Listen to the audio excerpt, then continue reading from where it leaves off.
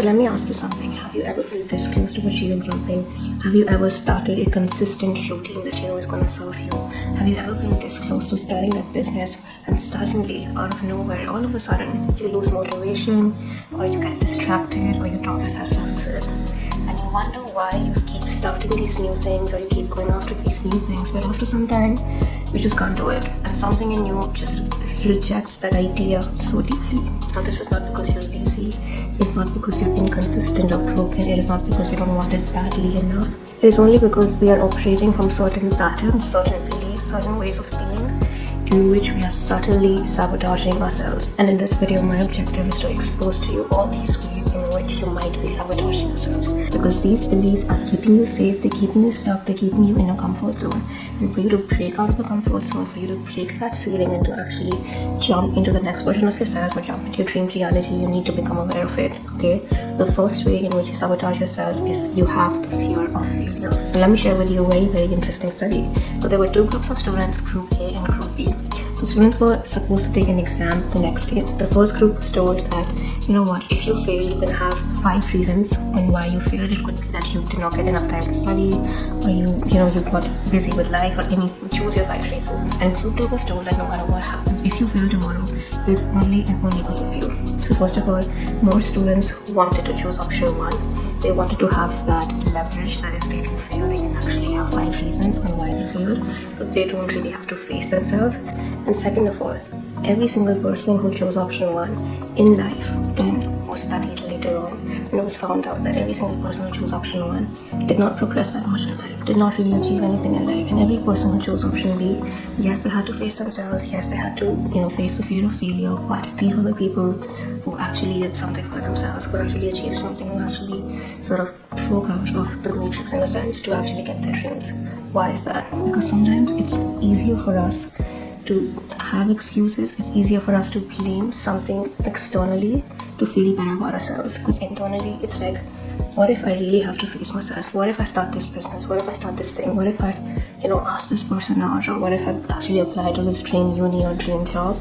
And what if I get rejected? And I have nothing to blame but myself. And that fear is so big, it's so prevalent that sometimes it stops us.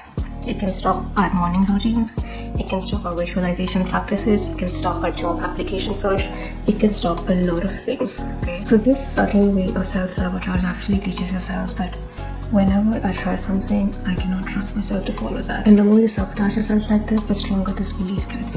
Now, there is actually a way to reverse this. The way to reverse this is that do not aim for success. Do not aim for you to, actually complete a task. Just aim to survive. Okay, so instead of thinking that whatever I'm trying, whatever I'm starting, it needs to succeed, it needs to have this, let all of that go.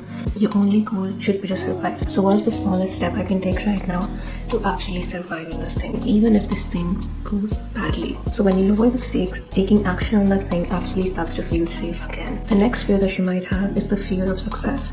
Now obviously you don't fear having $1 million or having an amazing apartment, obviously not. The fear that you have is that the identity you will have to hold, the actions you'll have to take, the person and the persona you will need to become to actually hold that success. That's because a new level of reality, a new level of success will demand a new level of you. It will have different expectations, your schedule will be a lot more different. A lot of people will see you as a responsible person now. A lot of people will rely on you sometimes. And sometimes you know that you want these things, but because you subconsciously feel like it's a lot for you to handle, so there's this whole metamorphosis you will have to go through to actually get that success, you again sabotage yourself. Because internally you have these fears that what if I get exposed? What if people see this amazing personality I have and then they leave me because I've changed now, because I'm better than them now? What if my old friends don't like me anymore? What if this, what if that? And that again will stop you. So many times people want to start their Instagrams and their YouTubes and stuff, but they have this fear that if people see that I have this different side of me, this amazing side of me that I'm not really shown, some people will not like that. If I level up and if I become this new identity, some people will not come with me, and that is also fear, letting the old go and really embarking on this journey of becoming the new you. Now, to actually reverse this fear of success, you need to understand that change doesn't happen overnight. We might fear that we will have this big identity shift or we will have to become this new person, but understand the path for you to succeed is actually quite long. So you don't really have to think about what will happen 1 year or 2 years from now, because if you just walk on the path for 2 years, you will actually, like that new identity more. So instead of thinking so long term and, all the things that could go wrong with the person you have to become, just think of the actions you need to take today, tomorrow, and day after. Make a small action plan. Don't think that, will I be able to succeed forever, or all these things. Just like think of what can I do today, what can I do tomorrow, and how can I present myself in the best way, and just take micro mini actions. And every single thing I've been giving guys, like, I'm very spiritual, so obviously it will be revealed to you. And if something's not meant to work out, or people are meant to fall out, they will fall out peacefully, right? The universe wants you to succeed, the universe wants you to win, so it will never overwhelm you with a lot if it knows that you can't handle it. So if there's anything that bad happens, be rest assured that if that thing is happening, you are ready for that. You can handle it, and you have what it takes to actually come out of it. So you're never going to be left, alone in this journey. I feel like the more you walk on this journey, I think the more connected you are to the universe, or to your guides, or to God and everything. So trust that, and just focus on the mini actions you have to take today. The third one, and this one is so common, and that is the desire to control. So a lot of us, we don't know how the outcome's gonna go. If we pursue something, we go after something, we even start a morning routine, we don't see the results instantly. We don't see our life changing overnight, or visualization or a manifestation happening like 2 days later. And that is when that desire to control comes in, and the fear comes in. And what if none of this works out? Especially if you're someone who's very scared of rejection or disappointment. I don't do very well with unpredictability. Myself don't do well with unpredictability, but I'm working on it. So yeah, when you have these things where you can't, you can't be in a weak state, what your mind does is that if I don't show up fully, if I don't commit fully, if I quit in the middle, or if I, lag with my efforts, or if I half-pass this thing, if I don't fully open up, then I can always say I expected this. That disappointment or failure will never touch me because I always expected it. But the truth is that anyone who is operating from this defensive pessimism framework, they don't get disappointed once, they actually get disappointed twice. One, when they're like, I expected this, and it's the second time when it actually happens, right? So instead of being that person who's not like fully committing, fully going in it because you feel like you can't control it, or there's this fear of rejection or something, you're actually suffering twice. One, in your head because you're like, it's never going to work out, and second, when it actually doesn't work out. So instead of having this desire to control or uncertainty with predictability, and because you have that, not really taking action, or not really fully going in, or with this fear of rejection, not really going in, instead of having that, and instead of being defensively pessimistic, so build enough resilience, enough trust in yourself that if something does go wrong, actually have what it takes to recover from that situation. Because control comes from believing that what if it doesn't go right, but safety actually comes from believing that I know that I'll be able to take care of myself even if things don't go right. Now that is the difference. And if you have what it takes to, face the fears, face the rejection, face the failure, then what in the world is going to stop you then? What in the world is going to stop you? And lastly, a subtle way in which you might be sabotaging yourself is because you have coping mechanisms or coping tactics. Sometimes sabotage is just the way you learned to be. Sometimes in our childhood we weren't given enough love, or enough care, enough affection. So we become the overperformers, the overachievers, and we feel like we just need to go.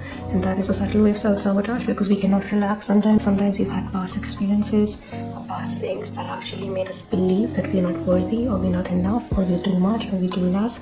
And because of that, we either overperform, we underperform, because we feel like no one's ever loved me before, no one's ever appreciated me before, so why will they appreciate me now? So why am I even trying? Because these are ways and patterns you learned when you were young, or when something traumatic happened, and you just understood that this is how the world is, and this is how you're supposed to react, and that reaction has now become the default way of being. So your nervous system actually pulls back before anything else happens, and so you shrink, you quit, but you don't say your piece or any of these things. Now there's actually a way to reverse it. All these strategies, all these ways of being, they served you in the past because this is how you had to be. But now you can have the power to choose differently. You can actually become aware of these beliefs. You can go back and see all these ways in which you're stopping yourself, and then be like, this served me before, this helped me before, but now it doesn't serve me anymore, and I can let this pattern go. I can let this way of being go, and start making a new identity, and start acting from that new identity. And then you will start to see yourself progress more and more. So if it's the fear of being too much, maybe earlier in my childhood I wasn't listening to that much, and I have this fear, but now I can express myself, I can be myself, I can really show myself, and the more people appreciate you for that personality, the more you will have more confidence in that sense of gain, and the better it gets, right? So I hope that this video could help you become aware of your own ways in which you're stopping yourself, and I hope that now you know exactly what to do to actually break out of it. And just remember one thing, you're not defined by your past. Every single day, every single minute, every single second, you can choose to be a new version of yourself. So as long as you're becoming aware of these things that are stopping you and you're choosing a new identity, you're literally choosing a new reality, and the past literally does not hold true. And I would highly recommend you check out Joe Dispenza's book if you want to dive deep into this stuff, okay? And if you're interested in content like this, content about manifestation, inner work, and becoming the best version of yourself, then this channel is for you. So definitely hit the subscribe button down below. And also guys, like do some notification thing that you actually get my videos, so sometimes it's not just getting recommended. So I would highly recommend, if you don't want to miss a video, you turn on your notifications and stuff, so you actually get a video and you know, get some change in real time every single week, a new mindset, a new way of being, which is going to change your life. So do that. And yeah, thank you so much for watching this video. I hope you enjoyed it, and see you in my next one.